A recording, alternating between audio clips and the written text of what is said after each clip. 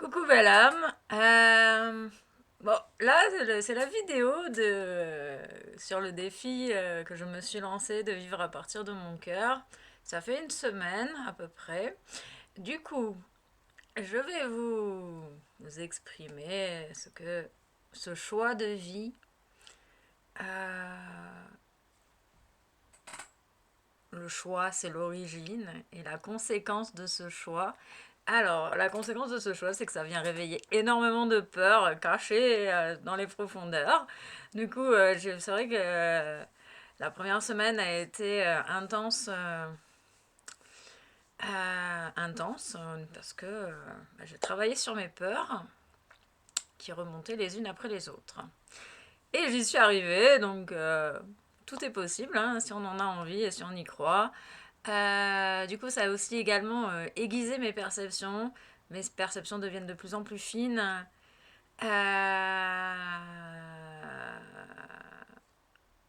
Du coup, ouais. Du coup, ça a aiguisé mes perceptions. Ça a aussi, du coup, ça a réveillé le mental également, les peurs, le mental. Du coup, je me suis fait des soins, j'ai travaillé sur les peurs et le mental, j'ai apaisé mon mental en conscience, j'ai fait beaucoup de méditation, j'ai repris la méditation, ça me manquait. Euh, je me suis refait aussi des soins quotidiens. Et du coup, en apaisant le mental, mon troisième œil s'est réouvert. Et du coup, voilà, actuellement, mon troisième œil est en train de se réouvrir. Et du coup, je perçois à nouveau mes capacités de clairvoyance. Je récupère mes capacités de clairvoyance. Qui sont parties parce que j'ai fait des choix égotiques dans le passé. Euh, c'est l'énergie d'amour qui ouvre les perceptions. Et il y a cette idée aussi que tout arrive au bon moment. Il n'y a pas. C'est cette idée de. Cette volonté absolue d'ouvrir son troisième œil peut avoir vraiment de mauvaises répercussions sur votre vie. Si vous n'êtes pas prêt à ouvrir votre troisième œil, cette idée de ne pas forcer votre propre processus, parce que je me rends compte qu'il y a beaucoup de personnes qui veulent ouvrir leur troisième œil, qui veulent voir, mais si vous n'êtes pas prêt, ça risque de faire des dégâts dans votre vie, dans votre bien-être et dans votre état de santé également. Voilà, vous en faites ce que vous voulez. C'est juste certaines précautions que je trouve importantes. Que c'est accepter son propre rythme, c'est cette idée d'accepter son propre rythme d'évolution. Que tout se place vraiment au bon moment, c'est une réalité. Et ça commence par soi. Voilà, du coup, moi, j'ai mon troisième œil qui se réouvre. Parce que j'ai choisi la voie du cœur, la voie de l'amour. Et en choisissant cette voie de l'amour, forcément qu'il y a la lumière réveille l'ombre qui est à l'intérieur de soi. Ces peurs qu'on a tendance à mettre sous le tapis. Non, moi j'ai pas peur, j'ai pas peur, j'ai pas peur. Si, il faut être honnête avec soi-même. Il y a des peurs qui remontent, il y a des angoisses, il y a aussi des traumas du passé qui remontent en lien avec ces peurs. Cette idée de pouvoir accepter le processus, accepter les réminiscences du passé qui remontent, qui sont logées dans notre ventre, d'accepter tout ça et de prendre le temps dont on a besoin. Et le temps, il varie en fonction de chaque individu. C'est pour ça que chaque individu est unique et que le respect est primordial. Le respect de soi, le respect d'autrui. Cette capacité à s'écouter. Écouter tes besoins, écouter tes désirs. Ah oui, mais alors le coca, j'ai envie de coca, j'ai envie de coca, j'ai envie de coca. Mais je sais au fond de moi que le coca, c'est pas bon pour l'être humain, c'est pas bon pour le corps physique, c'est pas bon pour la santé. Et c'est cette idée à accepter que tu aies envie de boire un verre de coca, une bouteille de coca, que tu as envie d'acheter une bouteille de coca, achète une bouteille de coca, expérimente. Et tu verras que finalement, tes tes désirs, tu vas ressentir finalement en toi si c'est réellement bon ou si c'est pas bon pour toi. Et c'est cette idée d'être... Le choix de vivre à partir de son cœur, c'est que mon âme est de nouveau aux commandes. Et, euh,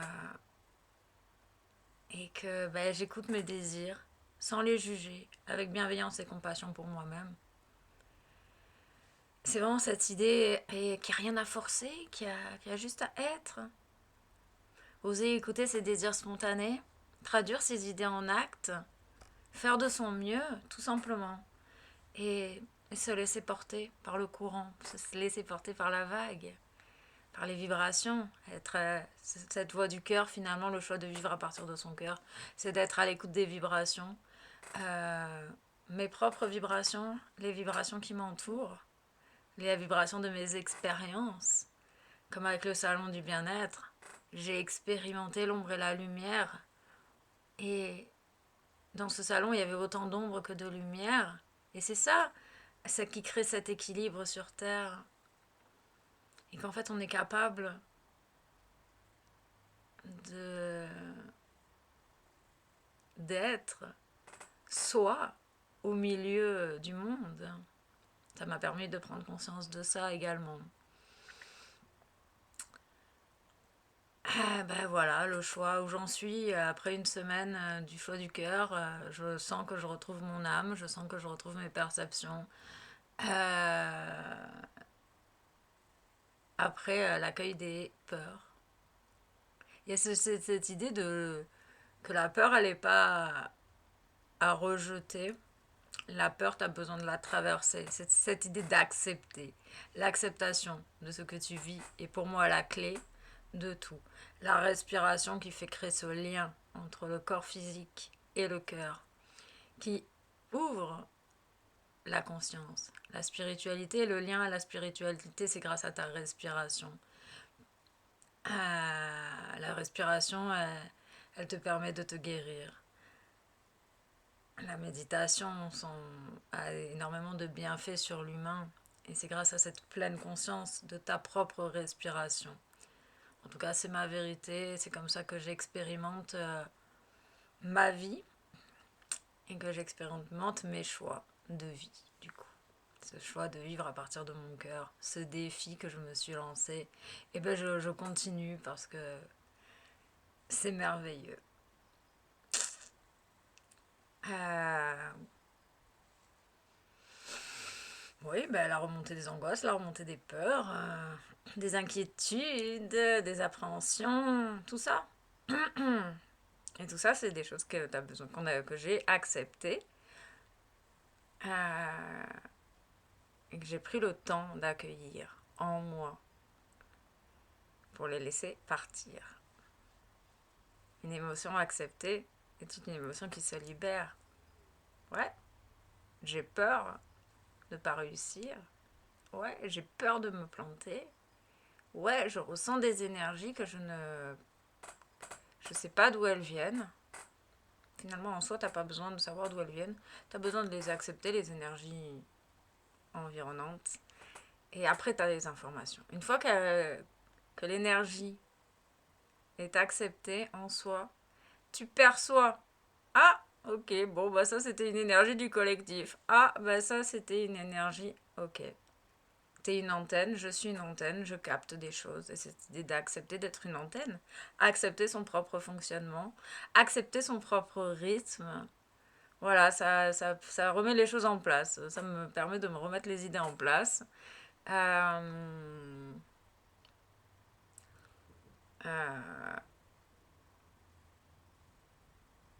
Parce qu'en fait, je l'ai déjà vécu dans le passé, cette expérience de vivre à partir de mon cœur. Euh, mais vu que j'ai eu besoin de travailler la dépendance affective, j'ai choisi le côté égotique. Et du coup, j'ai perdu mes perceptions, certaines de mes perceptions. Et c'est d'accepter que j'ai fait un choix égotique. Me pardonner d'avoir fait ce choix égotique. Et restaurer l'amour le plus pur en moi. Voilà, je crois que ça c'est la suite du défi du cœur. Je vois pas ce que je peux dire de plus sur le défi de mon cœur, de la vie à partir du cœur. C'est merveilleux, c'est tumultueux par moments, mais c'est cool. On apprend, j'apprends. J'apprends toujours de mes expériences. J'apprends le détachement également. J'observe. Mes guides ils me disent souvent rayonne ta lumière et observe. Et c'est vrai que ça me fait sourire souvent, ça me fait sourire en fonction des personnes que j'ai en face de moi. Parce que la lumière, quand tu la rayonnes, soit elle dérange, soit elle attire. Si elle dérange, les gens ils s'en vont. Et si elle attire, eh ben, ils viennent à toi, tout simplement. Ok. Euh, Ouais, c'est tout, hein. Voilà pour l'expérience. Défi du cœur. Gratitude à toi et puis à très vite, hein.